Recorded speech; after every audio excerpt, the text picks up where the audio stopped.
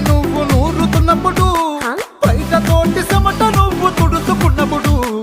దండాన నీ సొక్కారేస్తున్నప్పుడు నీ ఒంటి వాసన తెగ గుర్తొచ్చినప్పుడు రెండు చేతులెత్తి చుట్టు మనిషినప్పుడు జండు కత్తుకొని పడుకున్నప్పుడు అలసిపోయి నువ్వు ఆవలించినప్పుడు వచ్చుండై ఫీలింగ్స్ వచ్చి వచ్చి చంపేస్తుండ